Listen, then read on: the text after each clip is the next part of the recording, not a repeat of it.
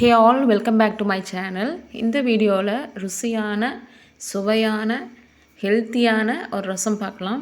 நிறைய மருத்துவ குணமுடைய ரெசிபி தான் இது. இதே மாதிரி செஞ்சு பாருங்கள்.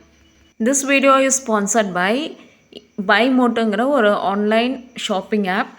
இதில் ஃபுல் அண்ட் ஃபுல் சேட் ஐட்டம்ஸ், க்ரோசரிஸ், மெடிக்கல் ஐட்டம்ஸு எல்லாமே வந்துட்டு இதில் இருக்குது. ஸோ மற்ற ஷாப்பை கம்பேர் பண்ணும்போது இதில் லோவஸ்ட் ப்ரைஸஸில் கொடுக்குறாங்க. அண்ட் மோர் ஆஃபர்ஸ் வந்துட்டு இருக்குது. வெல்கம் கிட்டுங்கிற ஒரு காம்போ பேக். இதில் வந்து 25 ப்ராடக்ட்ஸ்க்கு மேலே இருக்குது. ஃபுல் அண்ட் ஃபுல்லி வந்துட்டு ரெகுலராக யூஸ் பண்ணுற ஸ்டோர் ஐட்டம்ஸ் தான் இருக்குது. இந்த ஆப்போட லிங்க்கு டிஸ்கிரிப்ஷனில் கொடுக்குறேன்.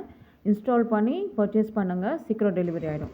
ஸோ இந்த ரசம் பார்த்திங்கன்னா ஃபுல் அண்ட் ஃபுல்லி வந்துட்டு ஹெல்த் பெனிஃபிட்ஸ் அதிகமாக உள்ளது. சின்னவங்கலேருந்து பெரியவங்க வரைக்கும் எல்லாருமே இந்த ரசம் வந்துட்டு சாப்பிட்டா சளி இருமல் எல்லாம் வந்துட்டு காணாமலே போயிடுங்க. அதுக்கு நான் ஒரு கை அளவுக்கு வந்துட்டு துளசி எடுத்துக்கிறேன். சேம் வந்துட்டு ஒரு 4 to 5 வந்துட்டு கற்பூரவள்ளி எடுத்துக்கிறேன். அதை நல்லா வாஷ் பண்ணி வச்சுருக்கேன். ஸோ வந்துட்டு கற்பூரவள்ளி இலையில் பார்த்திங்கன்னா பின்னாடி ஃபுல்லாக அந்த பூச்சி ஏதாவது இருக்கும்.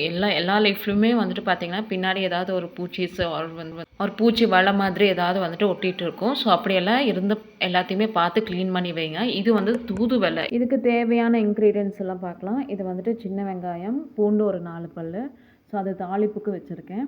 பச்சை மிளகா, சீரகம் ஒரு 2 டீஸ்பூன், அதுக்கப்புறம் கொத்தமல்லி 2 டேபிள் ஸ்பூனு, அப்புறம் வந்துட்டு மிளகுத்தூள், 2 தக்காளி, தென் கொஞ்சம் புளி கரைச்சல்.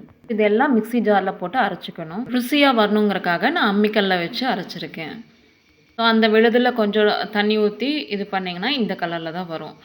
தென் கடாயில் ஒரு 3 டேபிள் ஸ்பூன் அளவுக்கு எண்ணெய் ஊற்றிக்கோங்க.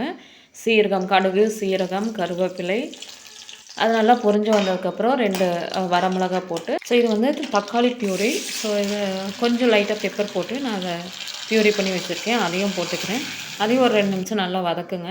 அதுக்கப்புறம் கொஞ்சோண்டு ஒரு 1/4 டீஸ்பூன் அளவுக்கு மஞ்சத்தூள் போட்டு அதையும் நல்லா மிக்ஸ் பண்ணிக்கோங்க.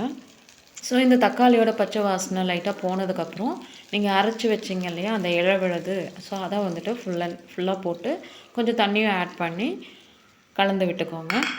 ஸோ இந்த ரசம் வந்துட்டு கெட்டியாக இல்லாமல் கொஞ்சம் நல்லா தண்ணி கலந்தே வந்துட்டு இதை செய்வாங்க. ஸோ உங்களுக்கு எவ்வளோ தேவைப்படுதோ அந்தளவுக்கு தண்ணியோடு சேர்ந்து புளிச்சாரையும் கலந்து சேர்த்துக்கோங்க.